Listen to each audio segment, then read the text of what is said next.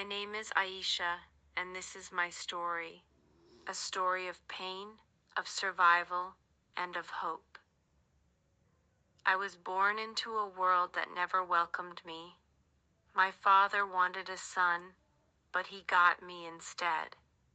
My mother was too weak to fight for me, too scared to speak against him. And so, from the moment I took my first breath, I was nothing but a burden. As a child, I longed for love, for a gentle touch, for a kind word, but all I received were harsh words and angry hands. My father's punishments were cruel, and my mother's silence was even crueler. If I made a mistake, I was beaten. If I cried, I was locked in a dark room. If I dared to ask for something, I was reminded that I did not deserve anything.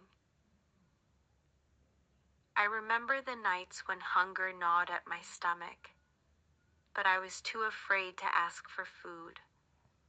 I remember the bruises on my arms, hidden beneath long sleeves so that no one would see. I remember the loneliness, the feeling of being invisible in a house full of people. School was my only escape, but even there, I was different.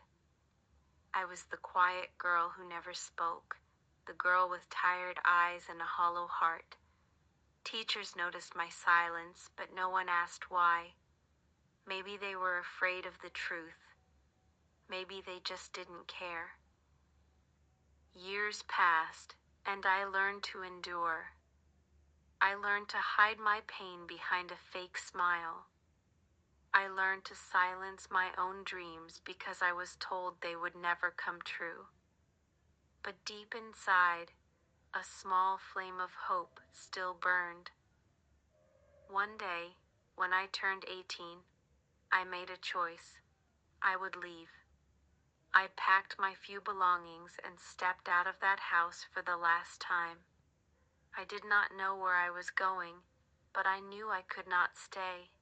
The world outside was terrifying, but it was mine to explore.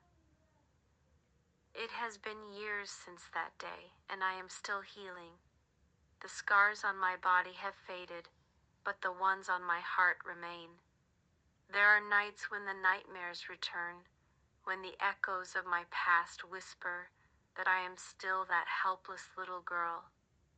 But then I remind myself, I survived. I tell my story, not for pity, but for hope. For the girls like me who are still trapped in the darkness, who believe they are not enough. You are enough. You are strong. And one day, you too will find your way out. This is my story, and I am not a victim. I am a survivor.